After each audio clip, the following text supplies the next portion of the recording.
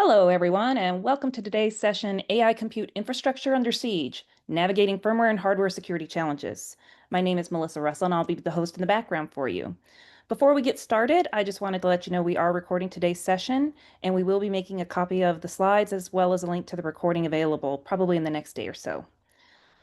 Just a couple of other things before we get started. We do have a Q&A chat that if you have any questions, please feel free to throw them in at any time. We might take some questions during the session or save some time at the end for the questions. At this time, I'd like to go ahead and turn it over to Chase. All right. Thanks, Melissa. And yeah, thank you everybody for being here. Good morning, good afternoon, good evening. I think we've got people logged in worldwide, so that's always exciting. As Melissa said, my name is Chase Snyder. I'm going to be moderating a sort of panel style discussion here with my esteemed colleagues, Alex and Raj, who are going to introduce themselves in a moment, talking about firmware and hardware security challenges in the new world of AI compute. So, Alex, you want to jump in and give a little background about yourself and your role here at Eclipsium, and then Raj do the same, and then we'll dive in. Yeah, very quickly, I'm CTO and co-founder of Eclipsium, building technology for cybersecurity industry for all of my career, doing research on offensive and defensive areas from the of the technology stack. Yeah, that's pretty much it. Hi, Raj Duriwala. I'm Chief Product Officer here at Eclipsium. My background is, 25 plus years in the cybersecurity business, worked on a number of adjacencies to what we do here at Eclipsium. And I'm primarily in charge of product roadmap and our product strategy. Right on. Thanks, guys. So the way that this discussion is going to go is that we're going to have five topics that we talk about. We'll do a little bit of sort of scene setting or building the groundwork for the topic, talking about the history or the sort of current technology landscape, and then we'll go into a discussion question. We'll have one discussion question up on the screen that's just a prompt for the discussion, but Alex and Raj will essentially have a conversation about where we are and where we're going related to the given topic. And we welcome questions from the audience. So please throw your questions in the chat at any time. If they make sense for the current topic, we will address them in the moment. If it's something that's not quite going to fit into the current topic of discussion, we will make sure to get to as many of them as possible at the end. And any sort of links or assets or resources that we reference during the conversation, we'll make sure to send those along with the slides and the recording after the fact. So the topics we're going to talk about, we'll talk a little bit about the history of AI and cybersecurity all the way back from the 1960s to now. That's a little bit longer of a timeline than most people maybe think of when they think about AI and or cybersecurity. But it's a juicy story, and it's important to sort of set the scene for how we got where we are right now. We'll talk about how AI is eating the world, what the new technology stack looks like, and why it's such a fundamentally different paradigm than before. We'll talk about AI infrastructure cyber attacks, attacker behaviors, what we're seeing now and what we expect to see next. We'll dive in specifically to bare metal AI services, the reasons that AI services are so often delivered in a bare metal sort of paradigm, what that means for security. And finally, talk about mitigating the cyber risks in AI data centers at the foundational hardware and chip level that is the realm of expertise here at Eclipsium. So without further ado, I'm going to dive in, and Alex is going to take it away with this first part of the sort of scene setting discussion. Alex, go for it. Yeah, so we will start a little bit kind of as Chase said from the beginning. So we all remember all of our computer classes when we studied Turing machine and Feynman computer. And the main idea of the general purpose compute, basically, the developer write the code, which is compile it to the program which executes and resolves specific task. When it receives the data, it processes the data with this program on a computer and provide the output.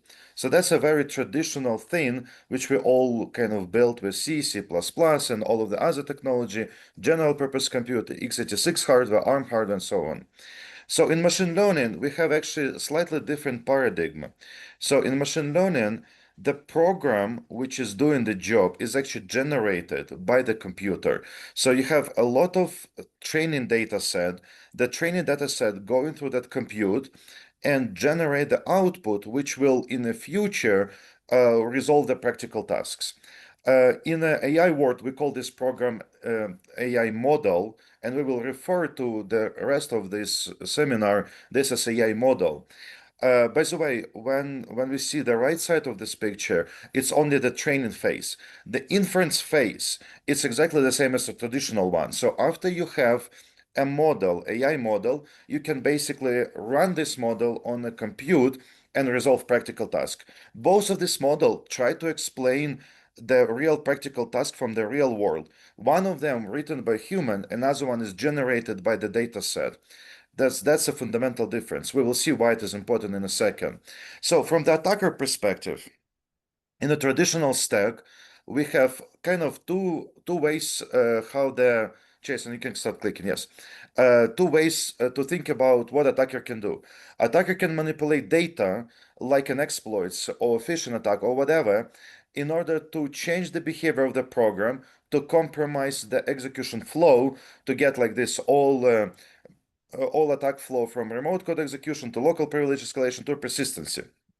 We also know that in traditional stack, starting from SolarWind time, we were aware of supply chain type of attacks when the compute itself may not be secure. From software perspective, when software could be compromised from the vendor, or from the device and hardware perspective, when could be some chips or backdoors from the different manufacturers or things like that.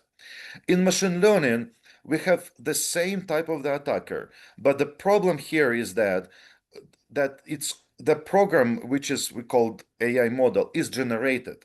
So in this sense, you must to making sure that during the training set, you kind of protect all of these steps. And during the training set, attacker could manipulate data or compute. So in a sense that attacker could do the same type of exploitation he's doing for traditional stack, but during the training phase, and then he can do exactly the same during the inference phase. And the most biggest important point is that in traditional stack, we try to make a concept when we don't build a single point of failure in a sense that we basically try to do verification of the program. We try to build exploit prevention mechanism. We try to making sure that this program is very hard to exploit. And we have all sorts of tools like decompiler, disassemble, as I said, exploit prevention technology. In machine learning stack, this program or AI model has nothing like this. So it's unverifiable. You don't have decompiler, disassemble for the AI models. Traceability, transparency, and integrity is very hard. Some companies progress there, like Anthropic, but it's super hard. So in that sense, you sort of in machine learning flow have a single point of failure. Has everything depends on one thing, and if any of the very small things will broke, the entire integrity of the model and of the system basically could be compromised. So that's a difference between traditional and machine learning way we're thinking about how this system designed. When you go to the next slide, so when I said AI model, what I really mean is basically this a table of numbers which has a numbers of parameters, which knows how to resolve practical tasks.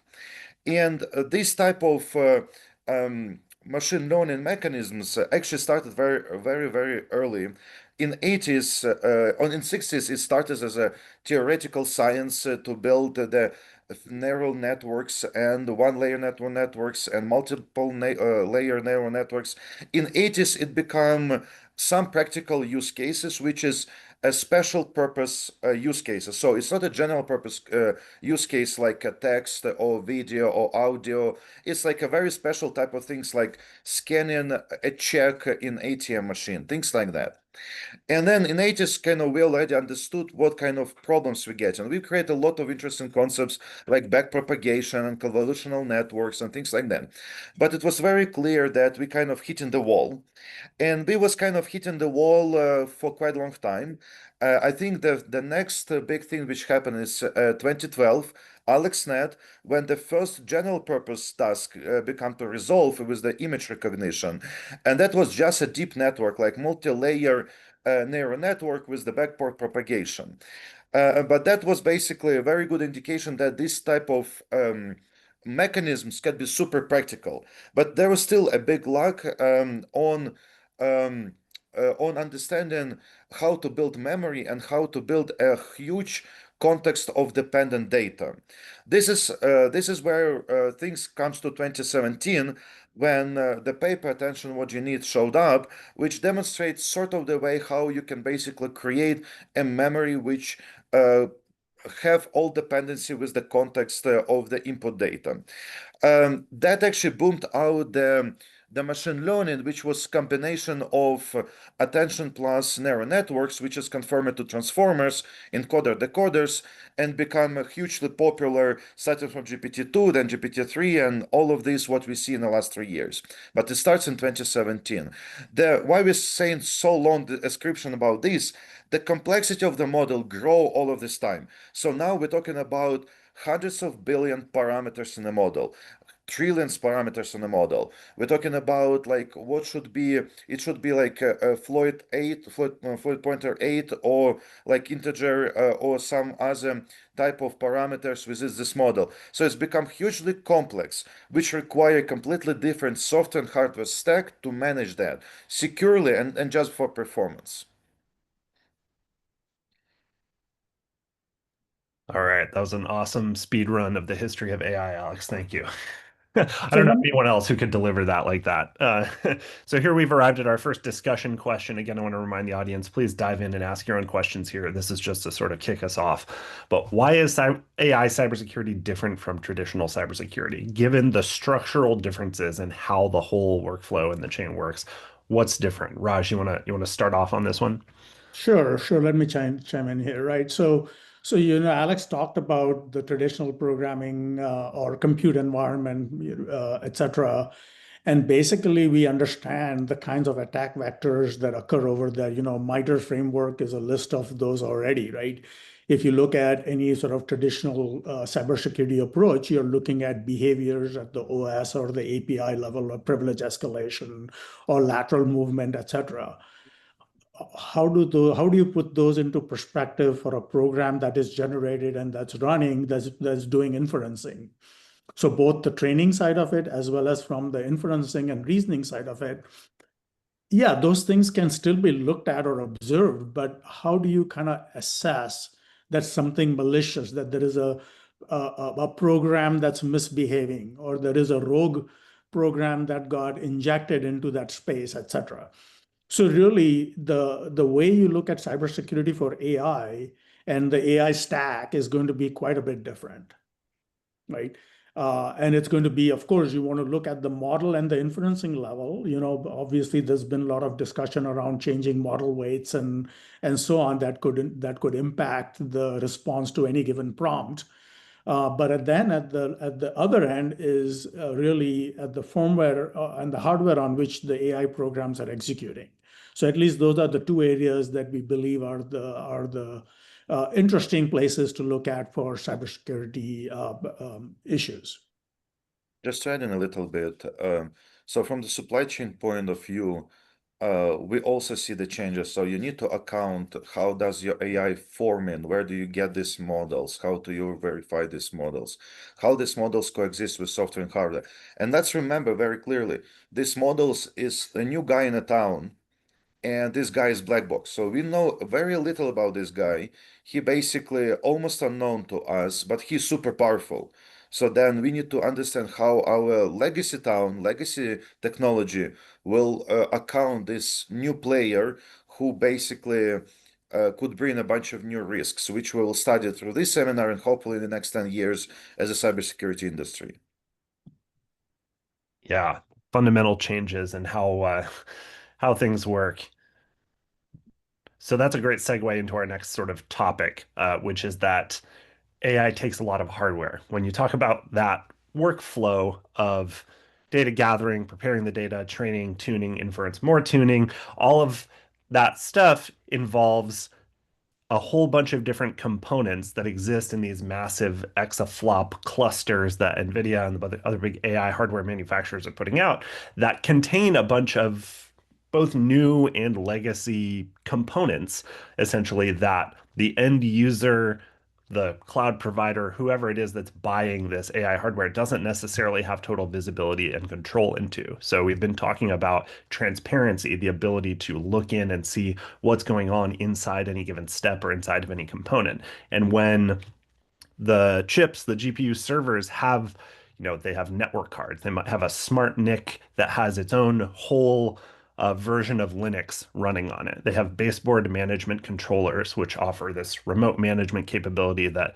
can work even if the power goes out in the data center. This baseboard management controller was probably manufactured and produced, and the code that's on it came from a different company. It didn't come from NVIDIA. It didn't come from whoever you bought the server from.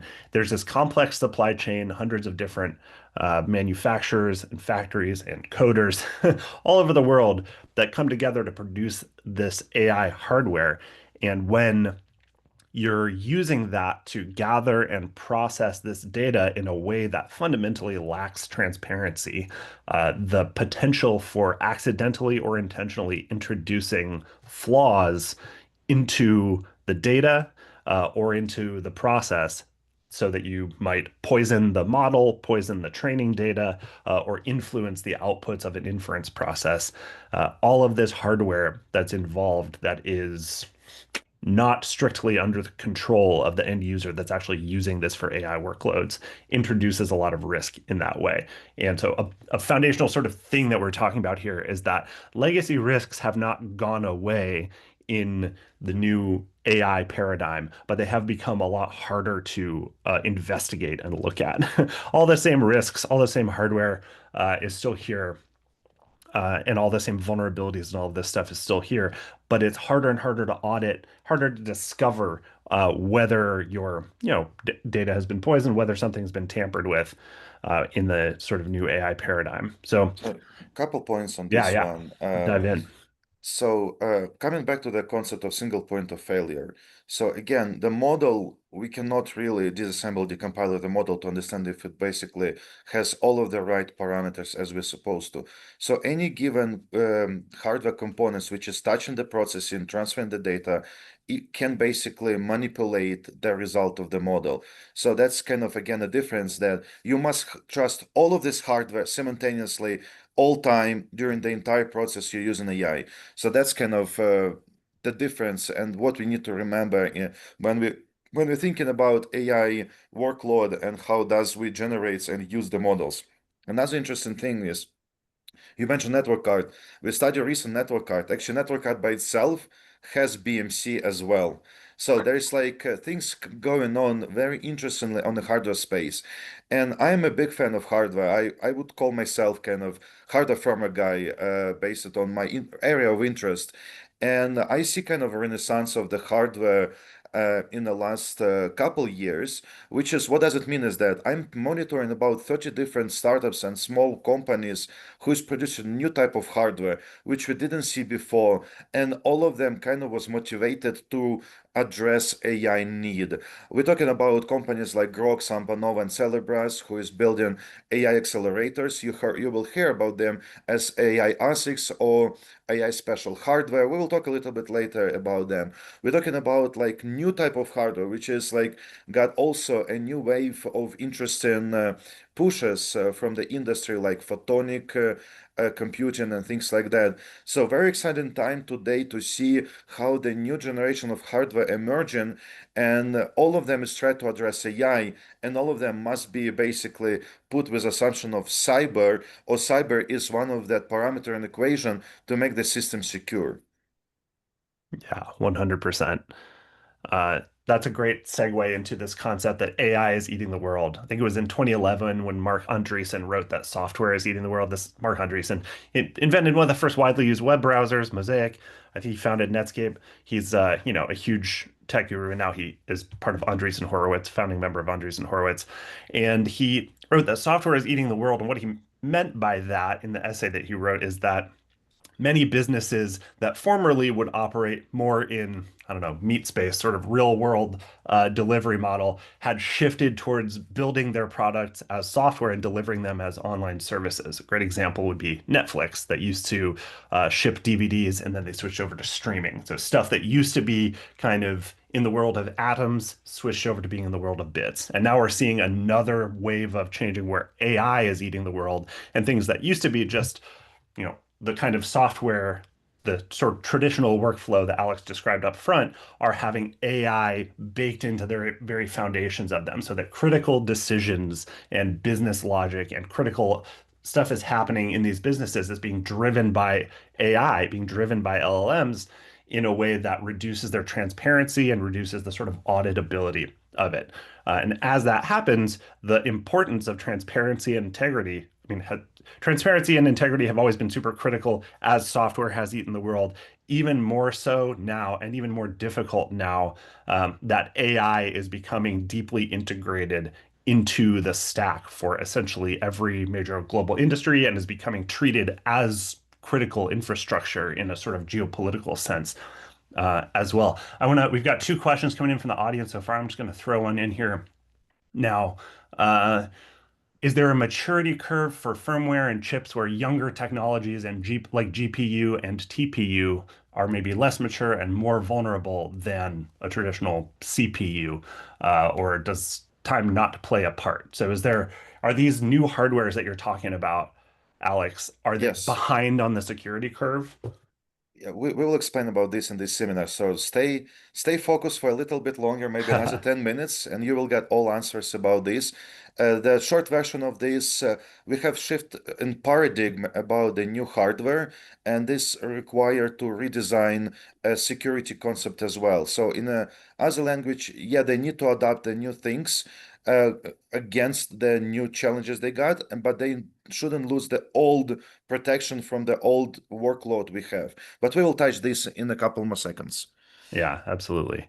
Yeah, fundamentally, we see a lot of discussion, right, about the security of AI models, the concept of model poisoning and prompt injection, sort of application layer and model layer security is fairly widely discussed, and there are lots of successful companies addressing this layer. But we see a lot less discussion about what we're talking about right now, which is the security of the infrastructure, the hardware level. But as we have illustrated, the hardware level has a lot of attack surface. It has a lot of vulnerability, and it is subject to the risks and vulnerabilities as data centers and compute hardware always has been, just with new, also more complicated stuff at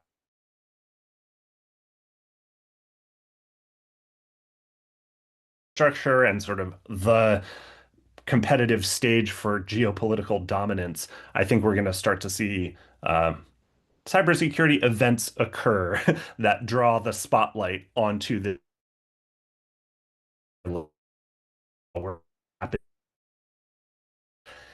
how do we buy enough GPUs and get enough power to run them and enough cooling to cool them? They're not, security is not even in the top three things that get discussed, but I think that's going to change over time pretty soon. So, Give me a couple seconds on the slide. yeah, really. So basically, as Chase mentioned, that transparency and integrity is super important. When we deploy every technology, we want to understand what is inside technology and wanted to make sure that there's no changes, or changes is basically what expected to be. So that's about like transparency and integrity. And previously, before AI, we have two things most likely discussable: software and hardware. So we discuss how to verify and how to understand software, and how to verify and how to understand the hardware. But when this AI era come, we have a third big bucket. So we have a software, AI, and hardware. When we also wanted to understand how to understand AI models from the transparency perspective and integrity perspective. But it's not just that. So I'm not by accident put AI between software and hardware. You have software, AI, hardware. So we don't know today really in the future of technology stack, is the AI piece will be only implemented in the software side or will be implemented in the hardware side as well? How that split was gonna happen? So the boundaries between these three buckets become unknown today. And within these boundaries, we have these cybersecurity challenges, like who is controlling what, is a single point of failure, how the privileges works, and things like that. So that basically gives us a lot of thinking process, as well as how does the people wanted to design the technology stack. Maybe some of them wanted to put a lot of emphasis on the software, but this may have a consequences that it will be slower but someone will put a lot of emphasis on hardware. Then the hardware must implement cybersecurity's concept, same as secure as software. So we will chat a little bit in a second about like very specific examples when we can highlight why this problem is real. But just to give you the idea that when we got this layer of AI, it basically reshaping the boundaries between software and hardware and make this kind of party of three play, when that will basically be the source of exploitation, the source of architecture weaknesses, the source of, as I said, single point of failure, supply chain problems, and things like that. Yeah, that's a great segue into the sort of discussion. We're already kind of getting into it. The future technology stack, blurring boundaries between these different layers, and then how the cybersecurity paradigm shifts. Raj, you want to weigh in Yeah. on the changes that are happening based on these sort of blurring boundaries between those layers? Sure. As Alex just mentioned, right, you look at software, you look at the model, and you look at the hardware, right, and the boundaries are blurring between them.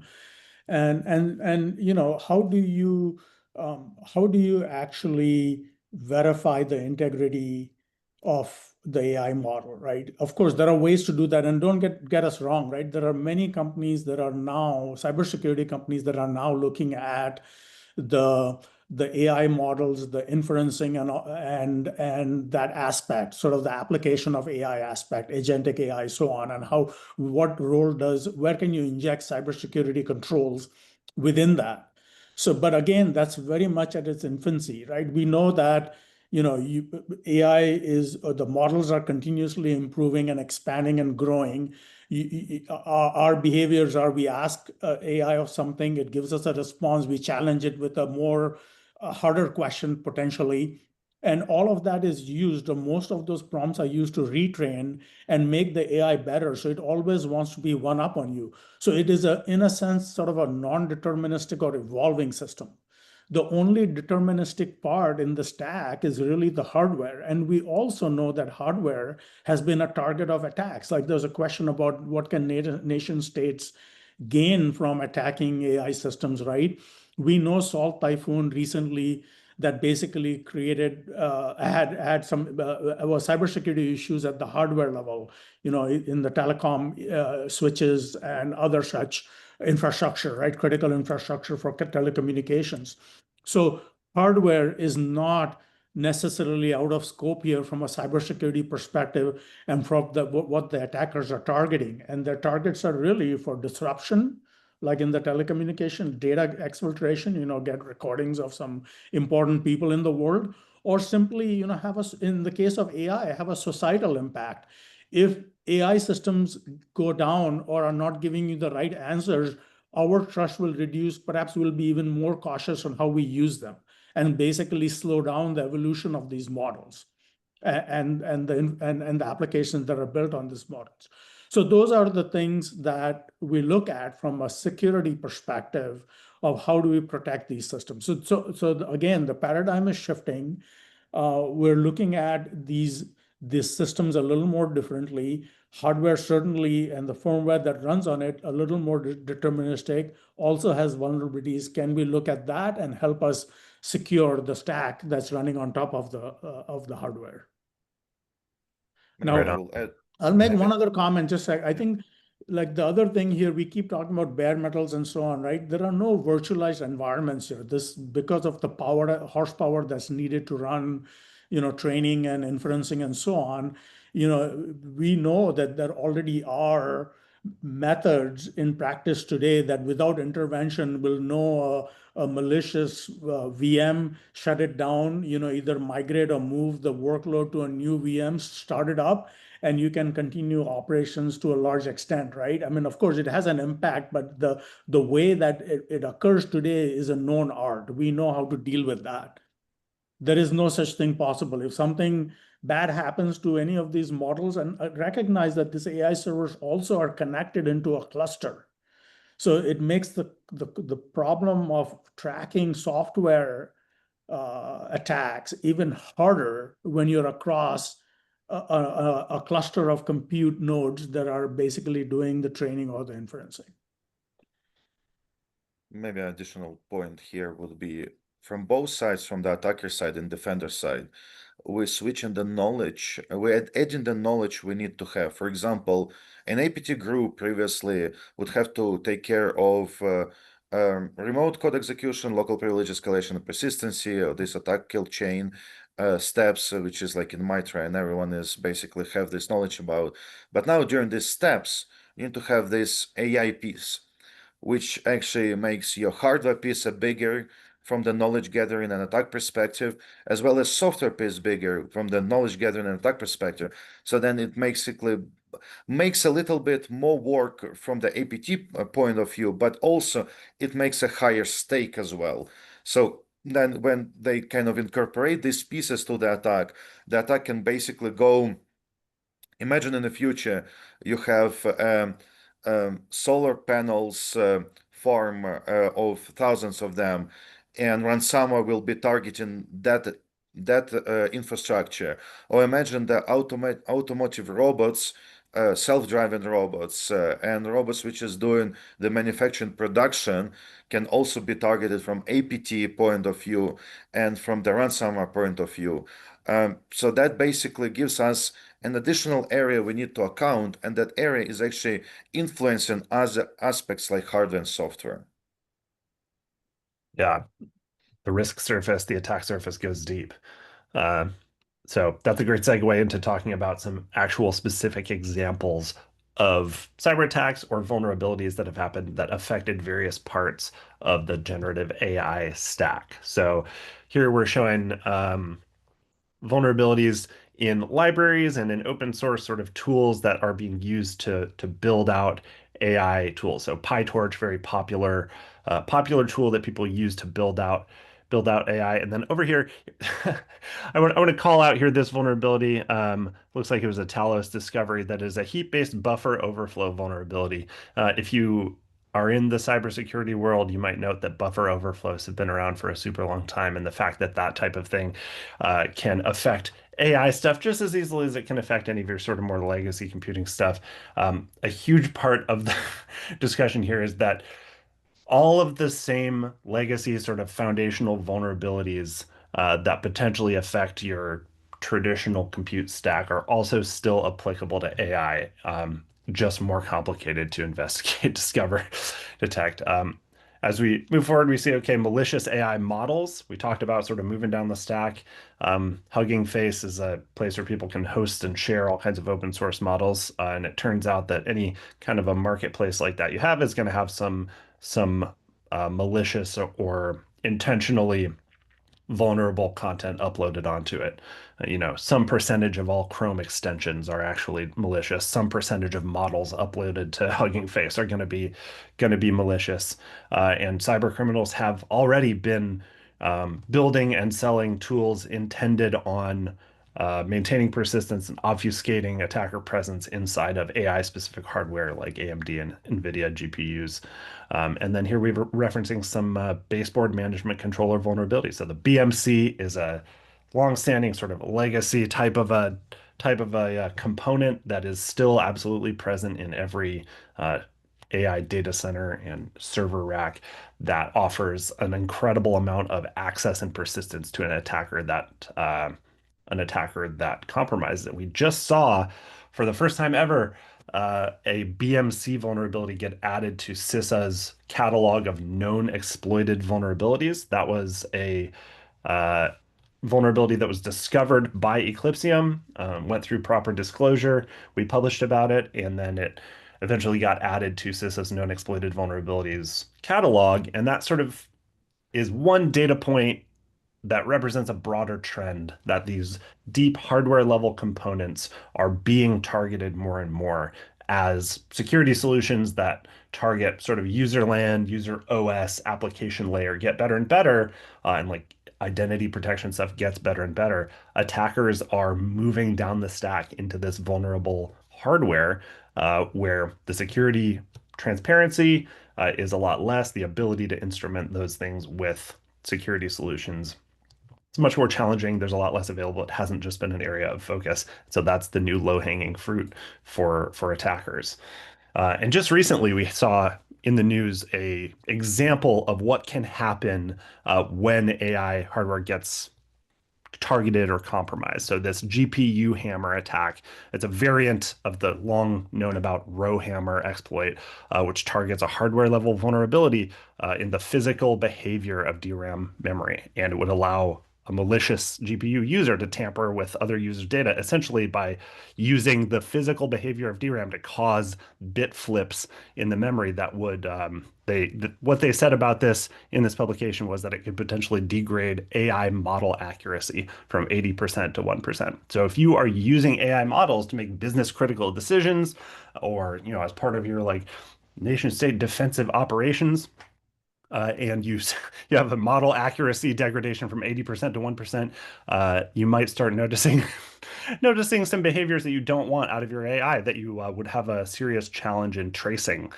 And something that I think is really important that was noted about this GPU hammer attack is about that. We had the question about the maturity curve of security in GPUs and TPUs. And this article about GPU hammer noted that GPUs often lack parity checks and instruction level access control, which are things that CPUs have now and have been developed over time. But GPUs just aren't as far along on the maturity curve yet, which leaves them potentially more vulnerable to memory integrity attacks, to low-level fault injection attacks like this GPU hammer situation. So from there, that sort of lays the groundwork. There's been a long trajectory of attacks directly on AI-based hardware and also just on hardware that's part of the overall infrastructure and supply chain that can certainly still influence the behavior of AI models and AI, inference workloads and model training and all of that. So those are some sort of point examples. And our discussion topic is what trends in attack behavior are we actually seeing? Okay, we saw the new BMC thing get added to the known exploited vulnerability. What other trends are there? And what are the early indicators of attacker behavior evolving to meet this new AI paradigm? So if I would start, I would say, first of all, everything which we saw previously we also is applicable for the AI. As you showed, software vulnerabilities, hardware vulnerabilities, or like row hammer, firmware vulnerabilities. So AI stack is the stack based on what we already designed and implemented, which basically includes all of these things we need to be account from the cybersecurity perspective to mitigate basic vulnerabilities, threat modeling, attack surface, exploit prevention mechanism, isolations, and also so on and so forth.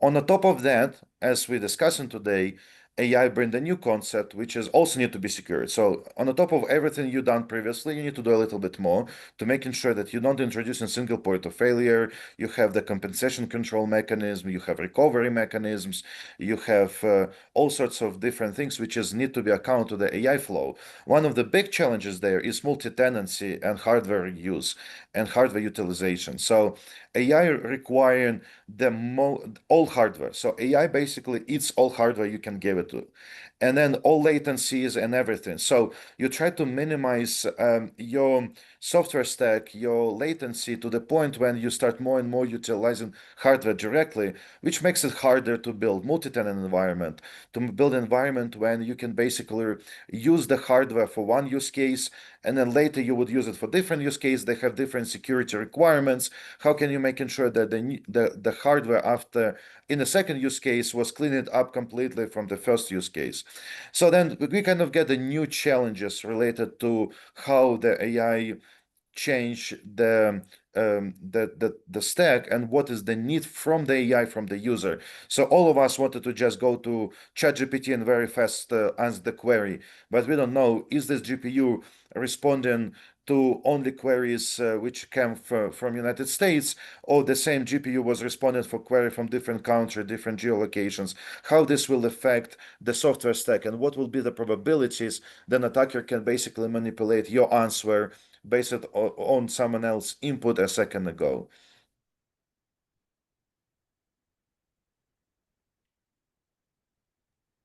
Yeah, 100%. There are just layers and layers of unknowns in how the different users. We're going to get into the bare metal discussion soon, so maybe we'll dive into the next section here. But the shared infrastructure, the fact that the way that a lot of this is deployed is like most organizations, if you're not at a really high maturity level, are not going to have significant AI deployments inside of them. Some will, there are advanced organizations that'll currently have an AI data center inside their own environment, but most of them are going to use one of the neo cloud providers or one of the hyperscalers, and that they're going to be using the exact same GPUs as a different company, different enterprise, different user. And it's hard to say how the usage of one bare metal user, they have deep access to that actual hardware, could potentially change or influence the outputs for the next user or leak the sensitive data that they're training on. Yeah, lots of angles to consider for cyber risk here. I mean, even the most simple question like, can you making sure that all of your GPU exactly the same, running the same firmware, running the same hardware, configured the same? Can you make sure that all of the network card also basically configured the same, running the same firmware, the same hardware? So that basically makes sort of like previously you can make a problem very isolated. You have a software, it's software verifiable, you have a hardware, you buy it from the top vendor, you enable some features, and you try to believe that that's a secure. Now everything for the AI kind of connecting together with all of this concept of GB200 and the additional links which is connecting the servers on the racks and like four type of networks which is connecting this GB200 that basically makes this system very interconnected, very complex, and this concept of isolating the problem and the concept of minimizing single point of failure need to be revisited and rethink very heavily on architecture level and how would you integrate this to your enterprises. And this is where Chase is switching to the next slide. So probably you joined our seminar not by accident. You know that our company is focused on a lot of the hardware firmware aspects of the technology stack. We know some software areas and we an expert on some software security, but our main focus, like where is our kind of expertise, is the hardware firmware. That's where we will dive a little bit deeper. So when we're chatting about AI, we will chat in the next couple slides, very focused on the hardware firmware aspects of that. And we will start with very basic understanding of the hardware. So where there was legacy hardware, where is the new hardware comes from. So the legacy hardware and the hardware which is designed on 80s and 90s was general purpose compute hardware, which is basically was Intel and AMD and x86 hardware. And that hardware was processing the software which is built by different compilers, and that software was all over the place. You build games, you can basically create an application, browser, everything. And that hardware becomes super complex and implement a lot of hardware security mature features like privileges rings, like trusted execution environment, exploit prevention technologies like CTE, and TXT technology, a very mature stack of hardware security technologies to prevent this general purpose compute, to make sure that that boundaries which we're discussing through the entire seminar is very well defined and very well secured. We go to the GPU era, and GPU when basically start dominating the world somewhere around crypto time, or when everyone start mining crypto on GPUs in I would say 2010-ish. This is still kind of general purpose compute, but not for every task. There's only a subset of tasks which you can do very well in the GPU. Initially, it was graphic tasks, but when you study CUDA very well and very deeply, you will see a lot of primitives about matrix multiplication and some other things like that, which is a foundational layer of the GPU. So everything which is based on this concept of mathematical concept will be running much better on GPUs, which is apparently was the crypto mining thing, and later on AI, which is boomed on just a couple recent years. So that's, I would say, a specialized compute, but in many different use cases. And then what you see on the right side is basically a very specialized compute. So a single purpose task hardware. And that hardware is super optimized to making sure that one task but done super well, super fast, and kind of That's the way that hardware designed it. In the paradigm from the left, when you have a super mature cybersecurity technology implemented in the hardware, to the right, when the hardware responsible for the one function, we will see how the paradigm change between who is doing what, who is responsible for what, and what kind of security features implemented there. You go to the next slide. Before we will dive to that specific features, let's little bit look inside the chip. So this is how each chip look like on a die. So if you slice the die, slice the chip, you will see these pictures one way or another through the microscopic way to do the pictures of that.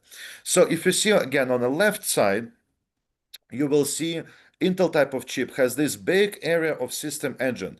A different name on this part you may find on a different generation. Doesn't really matter. What is matter is that this is the management piece. This is the piece which responsible for the management of this chip. It's actually about third of the chip. And when you see this Sanikov core, this is where the main job comes to do. And then GPU is the GPU job. In reality, you don't really know which piece will need it more, a GPU part or main CPU part. And the CPU part is in these red boxes. So you can actually run the normal workflow like browser, and it will be heavily loaded on the CPU part, or you may do like some graphical game and then the GPU will be much more engaged there.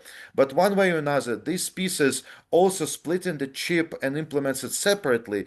And then you know that there's a huge part of the chip implements management and security aspects, and that not even like a bigger piece go to CPU or GPU, they sort of split equally the rest.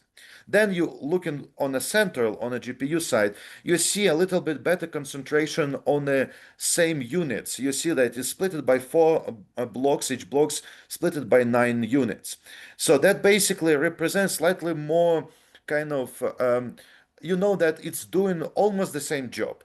And there's not as big management functionality. It's still big, it's still present, it's still quite significant. You have still a lot of features like out of order, and you're still kind of doing some memory isolation features and things like that.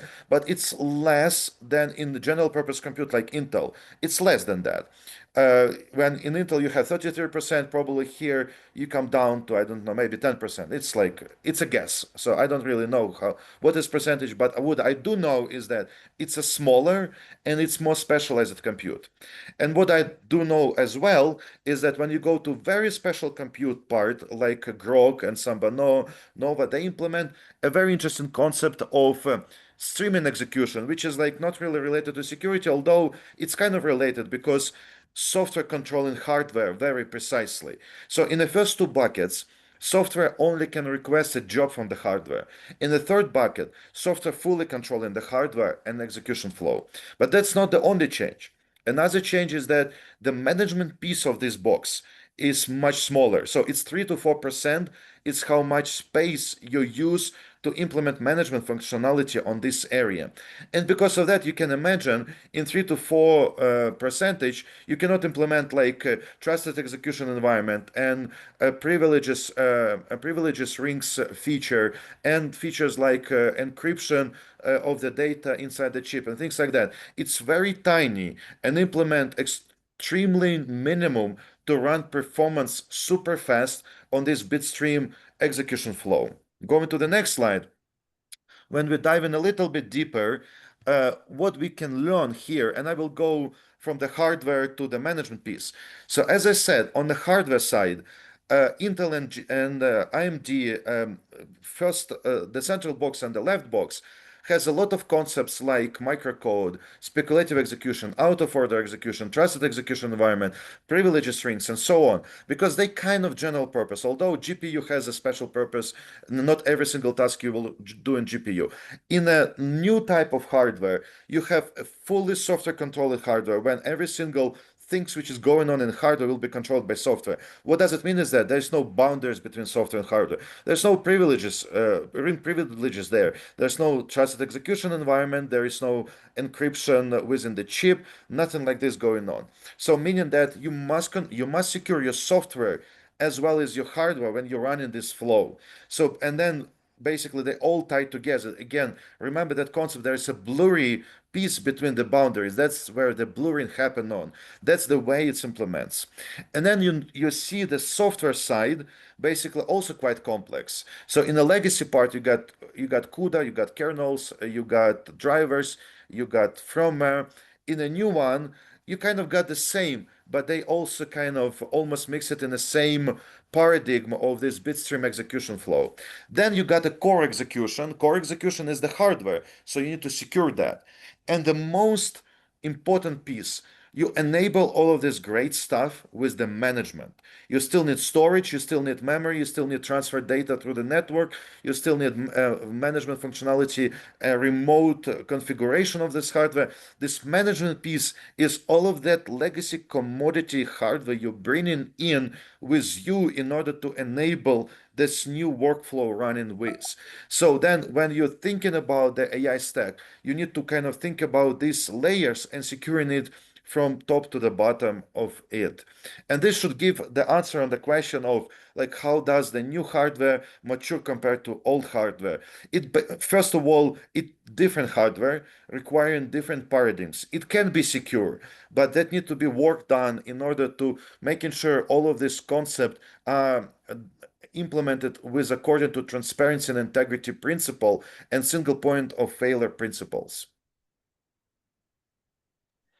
Yeah, that was a good deep dive. And yeah, Alex is the right guy to learn about that sort of deep deep chip level knowledge about. So thank you for that, Alex. And so this, why does the new hardware environment matter? How does it affect cybersecurity? How does trusted computing, trusted execution environments, and confidential computing fit in? I want to actually wait to do these questions and do a couple audience questions because we have a couple good ones that I think are relevant to this. But one that is really important, thank you for asking it, mentions that there's an LLM OWASP top 10, but that it doesn't cover hardware. Should there be another OWASP top 10 for hardware? Or should we just leverage the traditional Orange Book? That's exactly what we're saying here, right? There is not nearly as much discussion as we think that there should be about the hardware level security here. And so, there's like little bits within you also the same person also noted that there's the NIST AI RMF risk management framework or the SP 800-53, the common criteria. There are various documents that sort of touch on this, but it's sort of a scattered and not an area of big focus. And we think that's going to change. But yeah, Raj, Some times ago, we basically created the MITRE framework for IoT devices when highlighted that when we're chatting about technology stack and building frameworks like MITRE, we need to also account all of this nuanced way you build infrastructure in order to apply the MITRE framework. MITRE framework is more like a theoretical standard way, but not nuanced way to understand all of these attacks possible to the specific type of infrastructure. Same story about the AI. Basically, as I said, we have quite three big pillar: software, AI, hardware, and then they so mix it up and they so kind of use it in order to build infrastructure. Then, if you're not making this nuanced analysis, you can literally kind of make the wrong assumption. For example, you can believe that GPU doesn't talk, but they really talk. Or you can believe that network card is a very kind of dumb device, but it's super, super smart device. It has a bunch of controls, a bunch of configuration and things like that. And you can actually do the wrong assumption on software as well, but we try to address software in the last 20 years. So there's less assumption can be wrong there, but there's more assumption can be wrong on AI and hardware side. yeah. Yeah, I think I'd just look, I want to take a step back. Like, okay, again, Eclipsum primarily focused on hardware, firmware level security, and so on. But let's take a step back. We're all cybersecurity practitioners. When you look at the attack surface, it is the entire stack. You got applications that are vulnerable, there's operating system and drivers that are vulnerable, and then there is hardware that is vulnerable. And you know that NIST 800-53 introduced firmware as an important thing to look at from a security controls perspective. So none of that is really new, right? We understand that that is the entirety of the attack surface. And we know there are examples of attacks at all of those levels. Now you look at AI, And what's happened is because of kind of a lot of people consider AI as critical infrastructure, or AI sort of data centers and the models and the train and the inferences and all that as critical infrastructure. There is talk about classifying it as such. And if you look at it, that is definitely going to experience the same type of attacks. I mean, look, let's be realistic. It's under attack or is scrutinized for attacks, right? So what is the attack surface there? How do you control it? And our thing here is that hardware is an area where we actually have a little bit of our arms around it, understanding the evolution from, as Alice explained, from Intel to GPUs to what's coming next. We kind of understand that and we can improve it. We do know that we need trusted execution environments for GPUs, et cetera. That'll come, confidential computing, et cetera. So the maturity on the left side will happen on the right side as well. But the idea here is let's not ignore it. Let's look at it in terms of its impact from an attack surface, the number of vulnerabilities that we know that exist there, and pay attention to it, while we also look at sort of the AI stack above the hardware. Yeah, absolutely. So pertinent to the question of whether there should be a new OWASP top 10, or what the guidelines should be. We have created a whole guide to AI data center security, and this is some sort of assessment sample questions that whether you are building out AI infrastructure inside of your enterprise, or you are contracting with a neo cloud provider, a CoreWeave or a Crusoe or Lambda or any of those, or the big hyperscalers, to get AI capacity in, or to just experiment, try it out. There are questions that you can ask to provide yourself a little bit more confidence, or just get a sense for how security is being approached and whether it's compatible with your own risk appetite, essentially. And there's a great question in the chat that I'll do a super quick. I want to be conscious of time, and I really want to get to all the audience questions here. So, how do the SEMI security standards affect security of the various hardware components? My understanding is that standard is a voluntary technical agreement. So it's basically like people say, it's a little bit like the secure by design thing, where people can sign on and say, "Yep, we're going to do this. We're going to do these security standards."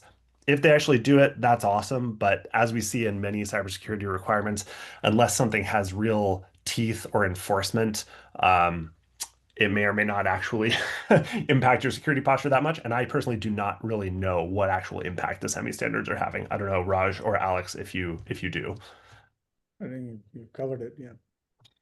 And then additional question we have is, how is quantum computing going to contribute to AI and cybersecurity in terms of hardware or even software? That's a good question, which desire one more hour of the discussion. All right, we'll do another webinar on it. I will try to make it very short. So quantum as the compute may have a practical application with AI, which is nowadays researchers try to explore. Which basically will not help any cybersecurity aspects, because it will be just a different type of compute. So you have a grog, you have photonic computer, you have quantum computer. It doesn't really change the concept of the model. It doesn't really change the concept of transferring the data and things like that.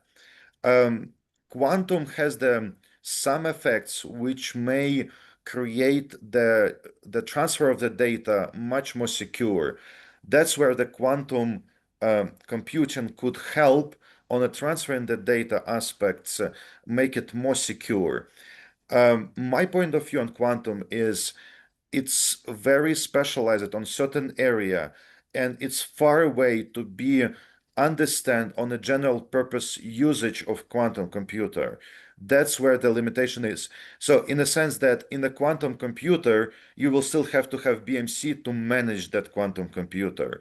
So that's what I meant when it's a very specialized. So, and today we have two ways to think about this, is compute and data transfer. The compute will not help as much because it will just speed up the computation on a certain specific ways of AI modeling. The data transfer may help, and that's an active area. And there's even practical tools created when you can purchase, like when the device will share the secrets to the quantum protocol in order to basically enable the traditional encryption channel to do. I remember many years ago there was a study showing that it's also hackable, because when you build these quantum computers, you're doing so many, again, assumptions on architecture and the legacy ways to kind of implement that architecture, then it's a weaknesses there. So even the quantum computing, which you will use to transfer the data, must have a deep dive investigation on attack vectors, threat modeling, attack surface, and things like that. Very deep dive perspective from the attacker and defensive point of view. Right on. All right, we are at time right now. I just want to put in a quick plug. We have this ultimate guide to AI data center security, which we'll share out. Thank you, everybody, so much for taking the time to join us. And if you're interested in the security of AI data centers, and this is something that you are working on a practical level or a research level, we've got lots of other materials on our website. Please reach out. This is something we love to talk about. Thank you, everybody, for your time. Thank you, Raj and Alex, for your delivering your expertise. This was a great conversation, and I'm looking forward to sharing out the slides and recording and the ultimate guide to all of our attendees here today.